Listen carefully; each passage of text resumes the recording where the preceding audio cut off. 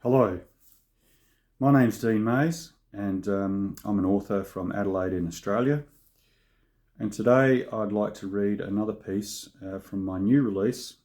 This is called The Night Fisher Elegies, Stories, Verse and Reflection, which came out just a couple of weeks ago.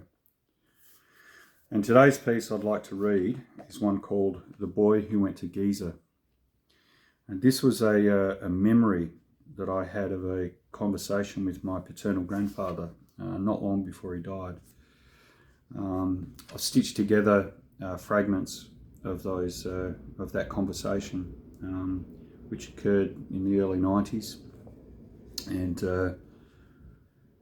have put it together into this piece. So here we go. Let me read it to you. The Boy Who Went to Giza, and this was originally written in 2014. Some time ago, on a rainy afternoon in June, I was going through some old family mementos contained in a shoebox. Among old scraps of paper, postcards, a leather wallet stuffed with the ephemera of years past, I happened across a tattered photograph of the Great Pyramids of Giza. Taken in the 1940s, it was a small image, faded and creased by fold lines, but it was unmistakable. It never ceases to impress me just how powerful the pyramids appear in images, regardless of when or how those images were captured. In fact, I would argue that those old sepia photographs carry a greater poignancy, more so than any modern-day image. As photographs often do, it touched off a long-forgotten memory of a conversation I had with my grandfather many years ago. In the late 1980s, my pa revealed to me that he had a long-held dream of returning to Egypt and visiting those pyramids. I knew he had been there as a young man, but it wasn't something that he spoke about very much. In this conversation, he provided a fascinating glimpse of his past, of which I had been unaware. Somewhere on that ancient, majestic monolith, etched into one of the countless sandstone bricks placed there thousands of years ago, is an inscription, E.G. Mays. They were chiselled there by my grandfather when he was only 16 years old and wearing the uniform of an Australian soldier at the beginning of World War II. Yes, he was one of those wide-eyed young men, boys really, who'd lied about his age so he could sign up for the Australian infantry at the outset of hostilities in Europe. By the time Pa found himself in the Egyptian desert, he was already a seasoned soldier, having seen action in Palestine, Syria, and Iraq. During a respite around the time of the Tobruk campaign, he and a mate climbed the pyramid and left their marks, as many young soldiers apparently did, in case they didn't make it home.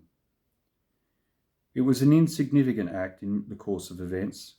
I got the feeling that my grandfather's wide-eyed optimism for this great adventure was well and truly gone by the time he stood on those sandstone blocks. He had already run the gauntlet of pitched battle, had witnessed death and destruction, and had likely committed atrocities that, while legitimate in the theatre of war, were morally repugnant to him as an individual. That he feared he wouldn't make it home was, in his mind, a very real possibility. By signing his name on that great monument, he was declaring, "I was here, I existed." I wondered if this calculation was such that, since the pyramids had stood immortal for millennia, he was assuring his own immortality. I've thought about his reasons for wanting to return to Egypt. Outwardly, he expressed a fascination with the culture, and he recalled his time there during the war with fondness. I wonder whether there was a more significant motivation driving him. The madness of warfare had sucked so many young men into a great meat grinder. Pa went from that idealistic, callow youth, who undoubtedly saw it all as a great big adventure, to a hardened, traumatised man who returned home, malaria-stricken and haunted by what he had witnessed in the jungles of New Guinea. The French-Algerian writer and philosopher Albert Camus, wrote in a 1945 essay called The Crisis of Man, "They entered war as you enter hell, if it is true that hell is a renunciation. They did not like war or violence, but they had to accept war and inflict violence." I have little doubt that my grandfather inflicted unspeakable violence on the Kokoda track. He and his comrades, and indeed their enemy, were trapped in a wretched degradation. They had become desperate in the face of a humanity that had been stripped from both sides, their existence reduced to a blood sport. Was that moment on the Pyramid of Giza the last of a youthful innocence? By going back, was he hoping to recapture that lost innocence? Perhaps he wanted to reckon with his past, with the war that had twisted so many a young conscience, and find peace. That inscription, made so long ago, represented a touchstone that held a significance for him. I sensed he wanted to touch it once more and quietly declare, "I made it. I'm not defeated." Pa never made it back to Egypt. Diagnosed with adenocarcinoma in 1991, his health deteriorated quickly. The dream faded, and by 1993 he was gone. To this day, his final pilgrimage remains unfulfilled. Perhaps this is a responsibility I can assume in his stead. I wonder if I could journey to Egypt, search for that long-forgotten inscription on those ancient stone blocks. Could I touch my fingers to my lips, kiss them, then press them to the worn inscription?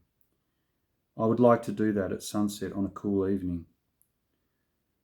During those moments when I hold mementos from the past, consider their significance, their importance, I wonder if I could finish the journey that my grandfather started so long ago. I would very much like to find that inscription someday. So there you go. Quite a personal piece for me. Probably one of the more personal that is contained in this collection. And so again, this is the Night Fisher Elegies, Stories, Verse and Reflection. I will link the purchase options down below. It's available in digital and print from Amazon. And if you're in Australia, you can purchase it directly from my website. I'm signing copies for people and shipping them out. And so, yeah, thanks for tuning in, and we'll do this again. All right, bye.